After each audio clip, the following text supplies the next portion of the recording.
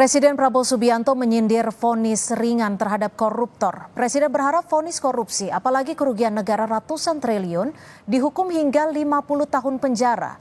Bagaimana mewujudkan vonis yang lebih berat kepada koruptor? Kita akan bahas bersama Menteri Koordinator Politik Hukum dan Keamanan periode 2019-2024 Mahfud MD. Selamat malam Prof. Mahfud, terima kasih sudah bergabung di Sapa Indonesia Malam. Selamat malam. Cynthia. Ya, terima kasih Prof. Selamat tahun baru juga. Prof, kalau kita sempat mendengar sindiran dari Presiden Prabowo Subianto yang menilai bahwa hukumannya harusnya lebih berat untuk para koruptor. Bagaimana Anda menilai pernyataan dari Presiden tersebut? Ya bagus, alhamdulillah, karena selama ini yang lebih banyak bersuara itu kan masyarakat sipil ya, dulu perguruan tinggi dari pejabat pemerintah semua diam, baru sesudah Pak Prabowo bicara yang lain ikut bicara. Tapi apapun itu bagus. Cuma memang pedoman hukuman tertinggi itu di Indonesia itu kalau menyebut angka berdasar KUHP yang baru sekarang, kalau angka itu tidak sampai 50 tahun, tapi itu maksudnya hanya untuk menunjukkan semangat ya. Kalau angka itu maksimal 20 tahun. Tetapi yang lebih berat dari itu tidak harus 50 tahun. Tapi berapa? Hukuman seumur hidup. Nah, itu sudah tertinggi. Bisa juga dengan hukuman mati kalau masalahnya luar biasa dan sangat selektif. Dia tuh hukuman mati, kemudian kalau 10 tahun belum dieksekusi dan berkelakuan baik bisa diubah menjadi seumur hidup. Itu hukuman maksimal yang bisa dilakukan sekarang. Dan itu menurut saya semangat dari Pak Prabowo ini saya kira patut kita sambut dengan gembira untuk masa depan pemberantasan korupsi di Indonesia. Cynthia. Oke, hukumannya ini berdasarkan perundang-undangan 20 tahun, hukuman seumur hidup ataupun hukuman mati. Dan untuk kasus Harvey Mois sendiri kan sudah masuk didaftarkan untuk banding. Lalu apakah dengan pernyataan Presiden Prabowo ini bisa membuat hakim pengadilan tinggi lebih concern lagi untuk menjatuhkan vonis nantinya? Kita berharap begitu, hakim pengadilan tinggi maupun Mahkamah Agung kalau nanti terpaksa kasasi, itu harus concern dengan masalah ini. Rasa ketidakadilan atas vonis Harvey yang sekarang ini sungguh luar biasa. Orang lain bisa dihukum 20 tahun, 18 tahun dengan dakwaan korupsi yang hanya kira-kira 30 triliun, 5 triliun. Bahkan Budi Said itu kan hanya 1,1 triliun. Hukumannya 15 tahun. Itu kan 1/300-nya dari apa yang dilakukan oleh Harvey Mois. Oleh sebab itu menurut saya dalam pengalaman pengadilan tinggi juga pernah menambah hukuman, pernah memperkuat, itu sering kali terjadi. Bahkan menghukum orang yang tadinya dibebaskan seperti Henry Surya itu dibebaskan, tapi akhirnya sesudah pemerintah naik kasasi itu langsung dihukum 18 tahun dengan denda 15 miliar karena memang pada waktu itu korupsinya ya triliunan tapi tidak sampai 300 triliun juga. Tapi saya ingin menunjukkan bahwa Mahkamah Agung bisa mengoreksi atau pengadilan tinggi juga bisa mengoreksi dan menaikkan hukuman yang telah dijatuhkan kalau dianggap terlalu rendah. Begitu Cynthia. Ini kan kalau kita bicara soal kejahatan korupsi kasus timah ini bisa dikatakan kejahatan lingkungan yang berdimensi terhadap korupsi seperti itu. Dan ini juga mencederai rasa keadilan karena seperti tadi kita sudah jabarkan juga ada beberapa kasus korupsi lainnya yang hukumannya tidak sebanding dengan kerugian saat ini 300 triliun rupiah. Apa yang bisa dilakukan jaksa penuntut umum agar bisa memberikan rasa keadilan tidak hanya bagi negara tapi juga bagi masyarakat Indonesia? Jaksa penuntut umum harus membuat memori bandingnya semeyakinkan mungkin bahwa Harvey Mois dengan korupsinya yang berjamaah ini betul-betul merugikan keuangan negara. Bukan perekonomian negara, tapi keuangan negara sebanyak 300 triliun. Dan itu yang harus dibuat di dalam memori banding. Karena yang kemarin seperti kita katakan rasanya tidak adil. Memang kita tidak boleh mengintervensi hakim. Betul. Hakim itu independen dan Ya. boleh punya keyakinan untuk memutus. Tapi supaya diingat bahwa orang yang dipuji-puji seperti yang kasus Tanur di Surabaya itu kan ketika memutus bebas, mula-mula orang mengatakan bahwa hakim yang memutus itu adalah seorang nasionalis, seorang yang sangat bagus, pantas mendapat penghargaan, kan dibela begitu oleh sesama hakim, terutama oleh atasannya. Ternyata dia korupsi, ternyata menerima suap dan ditangkap. Dan sekarang mulai terurai di mana saja dia menerima dan di mana saja dia menyimpan uang dan di mana membagi. Belum lagi Gesarov Tanur.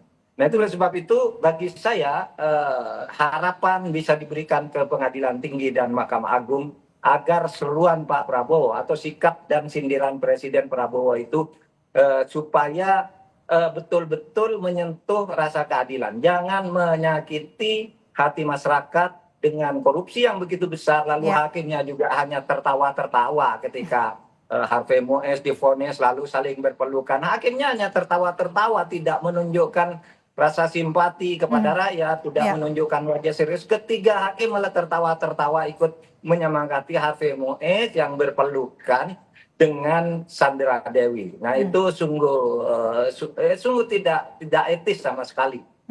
Prof, tapi gini, kalau dilihat dari tuntutan jaksa sendiri sebenarnya kan hanya 12 tahun hukuman penjara. Dan ini juga sempat dikritisi oleh masyarakat ketika merugikan negara sebesar 300 triliun rupiah, tapi tuntutannya adalah 12 tahun penjara. Dan divonis hakim 6 tahun 6 bulan penjara. Bagaimana melihat tuntutan dari jaksa penuntut ini, Prof? Ya makanya kita mempertanyakan karena kalau 300 triliun cuma dituntut 12 tahun dan kemudian divonis 6,5 tahun, masyarakat boleh curiga, public common sense masyarakat boleh curiga ini ada permainan. Ya, ini ada rekayasa, ada main mata, ada deal. Sebab pembandingnya sehari sesudah Harvey Mois ini, Budi Said divonis 15 tahun penjara hanya dengan korupsi 1,1 triliun. Bayangkan itu lebih dari 2 kali lipat, 2,5 kali dari yang dihukumkan kepada Harvey Mois yang 300 triliun yang didakwakan.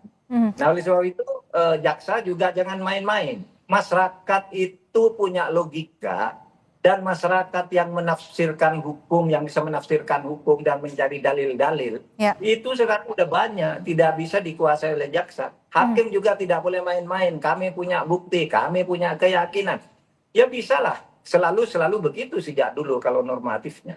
Oleh sebab itu saya berharaplah sindiran Pak Prabowo ini bisa menjadi pendorong bagi kita semua, bagi bangsa Indonesia untuk melawan korupsi sebesar-besarnya. Saya pakai. Kita masih membahas terkait vonis ringan terhadap Harvey Mois bersama dengan Menko Polhukam periode 2019-2024, Prof. Mahfud MD. Prof. Mahfud, kalau dilihat saat ini kan bisa dikatakan pemerintah sebenarnya tidak bisa mengintervensi karena ini adalah kasus hukum, sudah ada domainnya masing-masing. Tapi di sisi lain, masyarakat Indonesia juga sebagian besar saat ini sudah bisa lebih kritis dan melek hukum. Apa yang bisa dilakukan ketika kasus ini yang kini menjadi sorotan bisa menjadi pelajaran bahwa ketetapan hakim nantinya bisa menjadi efek jera bagi para koruptor? Ya, masyarakat, pemerintah memang tidak boleh intervensi, tapi pemerintah juga boleh menyatakan sikap. Dan berkali-kali pemerintah menyatakan sikap atas vonis yang terlalu ringan. Ya, itu memang boleh saja. Caranya gimana? Ya bisa naik banding, kemudian masyarakat juga bisa mengawasi melalui logika-logika yang dibangun sehingga menimbulkan public common sense yang tidak bisa ditolak. Itu saja caranya. Dan oleh sebab itu hakimnya kita awasi, jaksanya juga kita awasi bersama-sama lah. Begitu. Tapi Prof, kalau dilihat ini kita bicara masyarakat awam lah ya. Ketika jaksa penuntut umum menuntut 12 tahun penjara, tapi sindiran yang disampaikan oleh Presiden kalau bisa seberatnya atau 50 tahun. Apakah nanti divonis baik itu mungkin banding atau kasasi bisa lebih dari 12 tahun? Bisa, di dalam banyak kasus bisa gitu.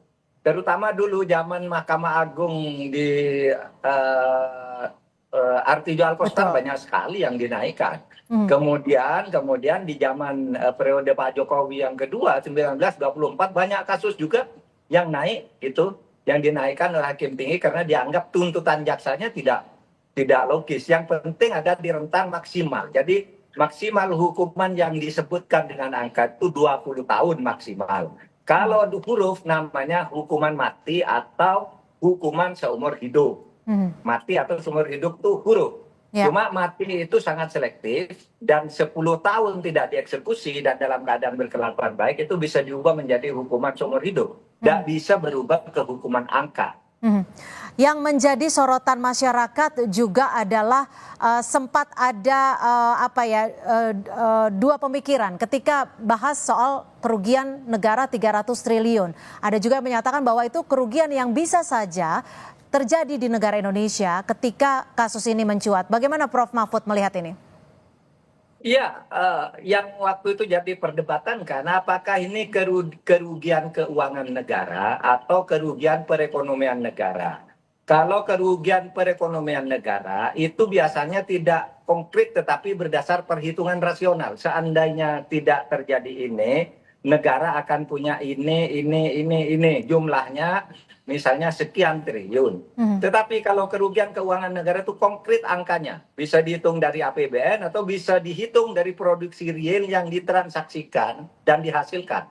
Nah, kasus ini menurut Jampitsus Febri Ardiansah ketika orang mempersoalkan bahwa ini hanya perhitungan spekulatif atau asumsi gitu atau potensi, Febri Ardiansah waktu itu jelas mengatakan kepada publik ini bukan kerugian perekonomian tapi kerugian keuangan. Artinya uang itu konkret 300 waktu itu disebutnya 371 triliun. Iya. Tetapi sesudah masuk ke dakwaan itu menjadi 300 triliun. Tidak berubah 300 triliun itu. Nah, oleh sebab itu kalau bicara angka saya kira sudah ada hitungan-hitungannya yang konkret. Mencuri dari mana, memproduksinya dari mana, diekspor kemana, uangnya kemana. Saya kira sudah hitungannya konkret yang dilakukan oleh Jampitsus pada waktu itu. Meskipun pada hari-hari ini saya tidak mendengar Jampitsus berkomentar tentang perbedaan angka itu. Padahal dulu dia yang paling gencar mengatakan ini. Tapi itu urusan lain karena sudah masuk di ranah pengadilan. Prof, kalau memang kita kan di era pemerintahan yang baru ini menjanjikan agar berkomitmen untuk memberantas korupsi di Indonesia. Apakah melalui kasus ini bisa menjadi ajang agar tidak hanya penegak hukum tapi juga pemerintah bisa serius untuk menangani koruptor, khususnya mungkin di kejahatan tambang? Iya, betul. Kejahatan tambang itu supaya betul-betul pemerintah menindaklanjuti sindiran Pak Prabowo ini atau semangat Pak Prabowo ya yang disampaikan melalui sindiran supaya ditindaklanjuti karena sebenarnya sudah banyak kesimpulan dan berkali-kali bahwa masalah kita itu korupsi dan backing-backingan di dunia pertambangan. Saya pernah mengutip pengumuman resmi pidato resmi Abraham Samad pada tahun 2012. Seandainya dunia pertambangan ini dibersihkan dari korupsi khusus dari pertambangan aja, setiap kepala rakyat Indonesia itu bisa mendapat 20 juta rupiah per bulan gratis. Dari pertambangan saja. Itu perhitungannya pada waktu itu sudah disebutkan ya oleh Abraham Samad. Sehingga waktu itu saya umumkan orang kaget. Tapi itu masih ada jejak digitalnya. Abraham Samad mengatakan itu di kampus UI dan di berbagai kesempatan lain. Gitu. Jadi masalah pertambangan lah supaya betul-betul ditangani sesudah ini. Oke, Prof, terakhir, kalau kita melihat pesan Presiden Prabowo Subianto sangatlah jelas bahwa koruptor harus ditangani dengan matang ataupun dengan hukuman yang seberat-beratnya, bisa dikatakan seperti itu. Apakah pesan melalui kepala negara ini bisa menjadi dampak positif bagi penegak hukum khususnya untuk menangani kasus-kasus koruptor dengan kerugian negara yang cukup besar? Ya, pasti akan mempunyai dampak positif kalau kemudian Pak Prabowo betul-betul mengendalikan ini bukan setelah dilempar lalu dibiarkan gitu, tapi betul-betul dikendalikan dan memang untuk mengendalikan itu tidak sulit kok. Gimana cara mengendalikannya, Prof? enggak, kalau presiden tuh mengendalikan hanya dengan mengingat apa yang dikatakan lalu ditanyakan setiap saat kepada para pelaksananya di tingkat eksekutif, lalu masyarakat didorong untuk mengawasi juga pelaksanaannya. Gitu. Jadi pengawasan yang lebih spesifik. Terima kasih Prof. Mahfud. Sedikit. Satu Silakan, kalimat Prof. lagi.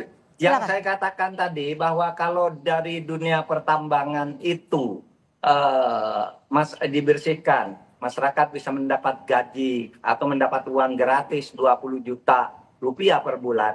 Itu adalah pernyataan Abraham Samad selaku Ketua KPK saat itu, dan dia mengundang para ahli dari berbagai negara untuk menghitung potensi-potensi kerugian pada waktu itu. Jadi itu bukan spekulasi, tapi pejabat resmi yang bertugas menghitung tentang kerugian-kerugian itu. Sempat sudah ada hitung-hitungannya. Terima kasih Prof. Mahfud sudah berbagi perspektif di Sapa Indonesia Malam. Selamat malam Prof.